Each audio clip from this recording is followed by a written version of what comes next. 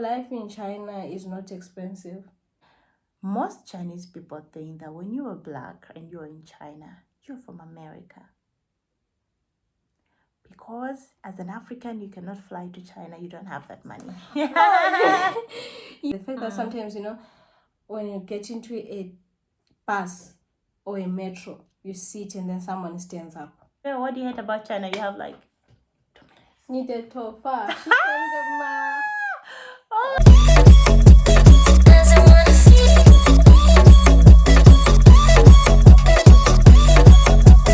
So today we're just gonna briefly tell you something about studying in China. Yeah. So we both are international students in China, and I remember there've been a few questions on my channel about studying in China. And then China, most people, I remember when I came here, I posted something when I was in church, and my family asked me, "Oh, so there are churches in China?" But there are also churches in China. I mean, people go to church, people pray. Me and Prive, we go to the same church. What do you love about China? In my previous city in Sichuan province, I met good friends. Like, people treated me like family. So I can say China, where I stayed, I had good friends. So, and those people, they just didn't see me as a foreigner. And two, life in China is not expensive in a way. The lifestyle, our lifestyle here is nice. And almost everything, Is that your fingertips? Like you can literally do everything and anything. When I got here, I was so excited because of buying online. For me, the first thing that I was excited to do was Taobao because of, you buy, they deliver it on your door. And that time, COVID had not started. So you buy your stuff, you just put your building number, and then they will deliver it into your building. I was just excited that new stuff, and using QR code to scan and pay. It's not like in my country. You felt like so cool. It's not like we don't have electronic money, but then it was just different. Yeah. And it's so easy to navigate through it. With time, you just get used to it, and then you go, you travel, you see people, and it's like it opens another world. It's like when you are in your country, your mind is closed-minded, it's limited. So me and my friends, my Chinese friends, they cannot speak English. And me, I can't speak Chinese. And now I'm in their country. I have to kind of like put an effort. Yeah, you have to put and sometimes the translator, it can't really translate exactly things that you want to say. Yeah, sure. Yeah, sure. so they're not so accurate. Yeah, and Chinese is really, really funny because if you don't pronounce the word rightly, you might end up abusing somebody. Seriously. There's a word which is, it means something nice, but if you pronounce it wrongly, you'll be calling somebody, not Piaoliang. Fei Changhao. I don't know if it's Piaoliang or what, but if you pronounce it wrongly, you're calling somebody a prostitute. Yeah, if you say it, not pronounced wrongly. If you say it with the wrong tone, because Chinese have tones and what. So if you say it with the wrong tone, bingo, you just abuse somebody. And they can say it. So my countrymate knocked a Chinese person. Like, I think they knocked each other. And you know what he said? He said, "Oh, xie." Like when someone hits you and they're like, "Thank you." I'm like, "Hey, dude, that means thank you." And you just hit him. So you're telling him thank you. Like, oh. You're supposed to say Dibuchi, which is sorry. So those are, all those things. So that is it. So for me, my experience has been quite amazing in China. I didn't really expect it. I remember when I was home, when I first told my family that I'm going to be moving to China to study, do you know what everybody asked? Why China? Why China? Why didn't you go to Europe? Why didn't you go to the US? Literally, I had no answer.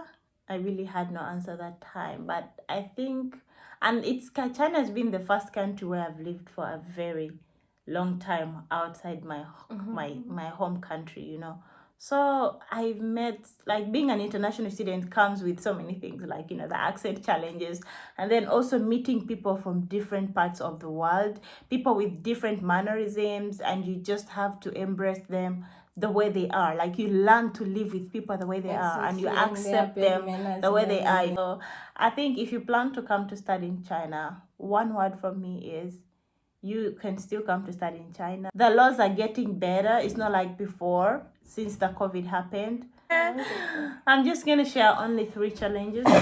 You could call them challenges or what I hate about China. When you go to a place and they remind you that you're African. It's not like racist, but I think it's more something to do with exposure, you know. Like when you go to a place and then, like there's a time I went to a mall and we were buying clothes, like trying on clothes. So you get into a room, try on, then you come out. And when I came out of the room, I bumped into this Chinese couple. The lady almost fell. Like she almost fell down. She was like, "Ah!" And I was like, and then the boyfriend held her and like gave her a big hug to tell her, oh, don't worry. So I was like, seriously? So you have this constant reminder that you don't look like us, but most times you forget. Pardon me, Chinese people are really nice. If you find really wonderful people, they are nice people, they are really caring, but there's that little nitty gritty here and there. And one of them is that. Secondly, what I hate about China is I miss my African food. You cannot really find the food that you eat home here. You just have to find a way to blend in and live life. I really like to eat that's like corn flour. But the corn flour in China is it's funny, like it does not have that smell like the pap from home, you know. You anyhow, hey, can you please take a picture with my daughter? And it's not for the good cause, sorry to say. So at first I really didn't like it, and I even hated to board the train because of those things. But along the way you get used to it for the benefit of your inner peace, and you're like, okay, I'll just do it.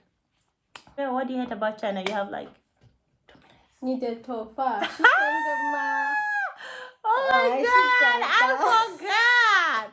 Chinese people. Like so like in China, you know, people like Chinese sometimes, you know, like when you're in a train or you're waiting, you're in a public bus. So you find that people now they are starting to touch your hair, so and then now they are, oh, so it stretches as long, and then it wasn't so uncomfortable. And then now they're asking me, are you Indian? I'm like, and then they'll be like, oh, because of your light skinned. Black people, like Fejor and like African people, They're they are not not light. supposed to be light because Yeah, Africa stereotype. is so hot. They are supposed to be black. So I hated that ignorance. I hated that ignorance. And the other thing is that when they see a black person, like in my like where in the city that I was, it's like a small city. It's not a big, and most people there they are not exposed. You'll find a person saying me, I've never been in Beijing. Yeah, sure. They have never been. So many. So most of them they just know Beijing on TV and all that, and then And on the map. Exactly. So now when they see you, they think of every black person they are poor, they have ever seen or on TikTok. Yeah. And sometimes also like there's this other guy that I once met in a taxi. And then I was, oh, I can see you are light skin. So when you came to China, that's when you started to gain skin complexion. You know, those things I don't like. And the fact that sometimes, you know, when you get into a bus or a metro, you sit and then someone stands up. Yeah. I used to experience That's that so a common. lot. Like the ignorance that Chinese people have when it comes to how us African we live, or how our culture and the types of complexion we have. As because this other time one of my teachers was asking me on how do we have different shades of black. We were in a restaurant and this Chinese kid was with his parents. Then he came and said, why are you so black and she's not so black? But you guys are all Africans, right? He was speaking in Chinese. But then he was like, oh, this one is more black than the other one. I said, yeah, so what's wrong with that? I remember one time we got a taxi. We got into a taxi. So I think, according to my experience and the interaction with Chinese, I think that, okay, the narrative that has been created for Africa is like Africa is poor, Africa is this. Most Chinese people think that when you are black and you're in China, you're from America. because as an African, you cannot fly to China. You don't have that money. And then so she asked me, Nicola, ni jongo, ni yong feijima. Like, did you use a plane to come to China? Exactly. Right. And then I was like, in my mind, I wanted to say, do you think I came with a boat? But then, because of I like her. And There are I no was planes like- in Africa. Sometimes they ask really sarcastic questions that you So feel I like was you like, just want to be.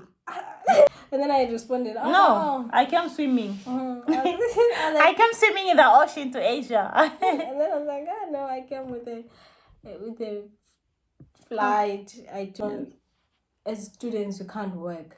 You plan to come to study in China as a student, you cannot have a work visa and a student visa at the same time, or you cannot work and study at the same time. So you gotta choose what you want to do. But of course, working is paying better. Yeah, that's basically it. We hope you're encouraged to come to China. Don't be discouraged by what we hate. It may be different because one man's meat is another man's poison. Thank you so much for watching. We love you so much. Thank you for supporting this channel. Do you see when we collide?